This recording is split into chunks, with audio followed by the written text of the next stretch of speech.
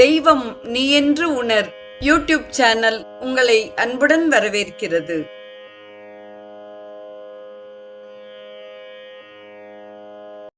வாழிய செந்தமிழ். அன்பு நிறை உள்ளங்களுக்கு அன்பார்ந்த வணக்கங்கள். வாழ்ந்து காட்டிய வள்ளல்கள் வரிசையில் நாம் சுவாமி சிவானந்தரின் வாழ்க்கை வரலாற்றை சிந்தித்துக் கொண்டிருக்கிறோம்.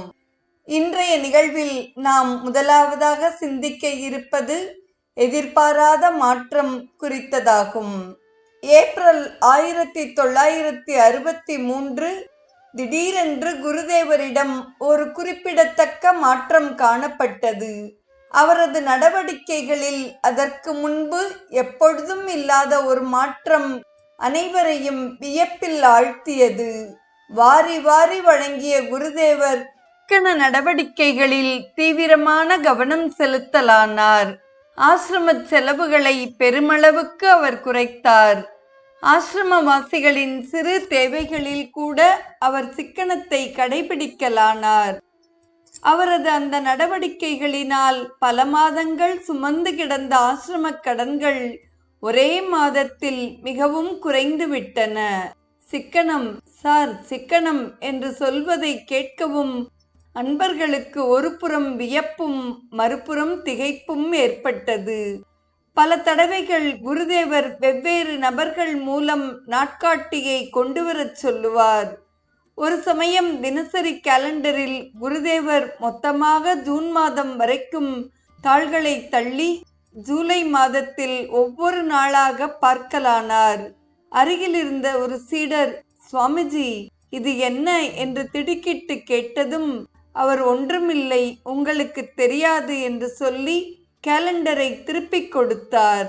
அவர் அருகில் இருந்த ஒரு சிலரே குருதேவர் தமது மகா சமாதிக்கான தேதியை குறிப்பிடுவதில் கவனம் செலுத்துகிறார் என்பதை உணர்ந்தனர். 1963 மே மாதத்திலிருந்தே அலுவலகத்திலிருந்து திரும்பியதும் சுவாமிஜி தமது உடல்நிலையை கொஞ்சமும் பொருட்படுத்தாது தமது நூல்கள் மற்றும் டைப் செய்யப்பட்ட பகுதிகளில் இருந்து உரக்க படித்து டேப் செய்வதற்கான வாய்ப்புகளை ஏற்படுத்தி கொடுத்தார். எப்பொழுதும் ஒரு சீடர் அருகில் இருந்து கொண்டு குருதேவரின் அமுத மொழிகளை டேப் செய்து வந்தார். இந்த காரியத்தில் குருதேவர் மிகுந்த கவனம் செலுத்தினார்.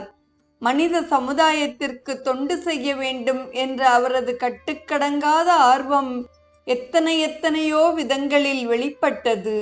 எப்பொழுதுமே பொதுவாக பத்திரிகைகளுக்கு குருதேவர் தமது கட்டுரைகளை தொடர்ந்து அனுப்புவது வழக்கம் என்றாலும் மகா சமாதிக்கு முன்பு எதிர்பாராத அளவில் அதிக எண்ணிக்கைகளில் அவர் தமது கட்டுரைகளை பத்திரிகைக்கு அனுப்பி வைத்தார்.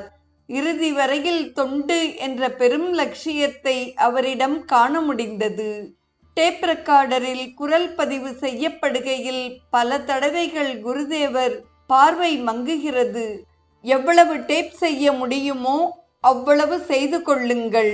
கேள்வி மங்குகிறது, நா குழறுகிறது. என்ன கேட்க வேண்டுமோ அதை இப்பொழுதே கேட்டுவிடுங்கள் என்று அடிக்கடி சொல்லி வந்தார்.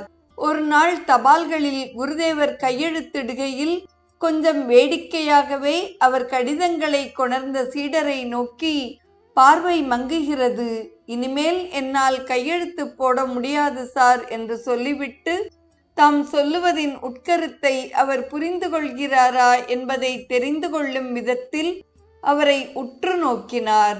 1963 ஜூன் 21ஆம் தேதி, அதுதான் ஆசிரம வைர விழா அறை அலுவலகத்திற்கு குருதேவர் கடைசியாக வந்த நாளாகும். அலுவல் முடிந்து வழக்கம் போல அவர் அறைக்கு வெளியே வந்தார். கேஷியர் அலுவலகத்துக்கு பக்கத்தில் உள்ள வேப்ப மரத்தை நெருங்கியதும் அவர் சற்றே நின்றார். தம்மை தொடர்ந்து வந்த பக்தர்களை நோக்கி தமக்கே உரிய வேடிக்கையுடன், ஓ, பிரம்மலோகத்திலிருந்து விமானம் வரப்போகிறது, யார் யார் வருகிறீர்கள் என்று கேட்டார். லக்னோவை சேர்ந்த முராரிலால் என்ற வக்கீல், சுவாமிஜி நான் வருகிறேன் என்றார்.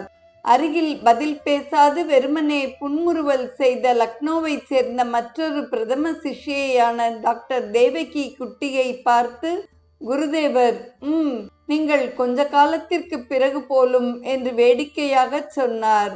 ஆனால் அவரை பொறுத்தமட்டில் அன்றிலிருந்து 23வது நாள் விமானம் வர இருந்தது என்பதை அவரைத் தவிர வேறு யாருக்கும் அப்பொழுது புரியவில்லை.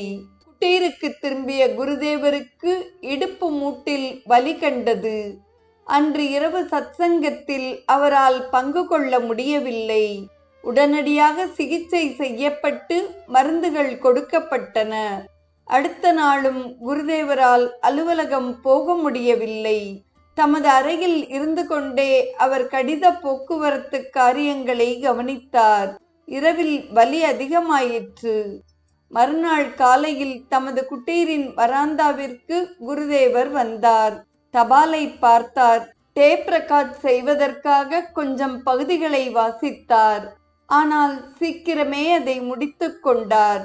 அதை அடுத்து ஒரு நாள் தமது மோசமான நிலையையும் பொருட்படுத்தாது வழக்கம் போல் தாம் எழுதும் நோட்டை எடுத்தார். Happiness comes when the individual merges in God. ஜீவன் கடவுளுடன் ஐக்கியமாகும் பொழுது இன்பம் ஏற்படுகிறது என்ற வாக்கியத்தை ஒருவாறு எழுதினார். அதன் பின் மௌனம். 1 நிமிடம், 2 நிமிடங்கள், 3 நிமிடங்கள் குருதேவர் ஒன்றும் சொல்லவில்லை. அருகில் இருந்த சிஷ்யர் குருதேவரின் திருமுகத்தை நோக்கினார். குருதேவர் போதும் என்று கொச்சை தமிழிலேயே சொன்னார். Happiness comes when the individual merges in God. நூற்றுக்கணக்கான அற்புதமான நூல்களை எழுதிய குருதேவர் ஸ்ரீ சுவாமி சிவானந்தரின் கடைசி வாக்கியம் இதுதான். தமது போதனைகள் அனைத்தையும் இந்த ஒரு சிறு வாக்கியத்தில் அவர் அடக்கிவிட்டார். தாம் சொன்னதை செயலில் காட்ட அவர் விரும்பினார் போலும். அந்த வாக்கியத்தை சொன்ன சில வாரங்களுக்குள் இறைவனுடன் ஐக்கியமாக அவர் தீர்மானித்து விட்டார். இந்நிகழ்வின் தொடர்ச்சியாக நாளைய நிகழ்வில் தான் வேறு உடல் வேறு என்பது குறித்து நாம் சிந்திப்போம். இன்றைய நிகழ்வை செவிமடுத்த அத்துணை நல்ல உள்ளங்களுக்கும் நெஞ்சார்ந்த நன்றி. வாழிய செந்தமிழ். தெய்வம் நீ என்று உணர் யூடியூப் சேனலை கேட்டு மகிழ்ந்த நீங்கள் உங்கள் நட்பு வட்டத்திற்கும் பகிர்ந்து தொடர்ந்து உங்களது நல்ல ஆதரவினை சப்ஸ்கிரைப் செய்து வழங்குமாறு அன்புடன் வேண்டுவது உங்கள் அன்பின் விசாலம்.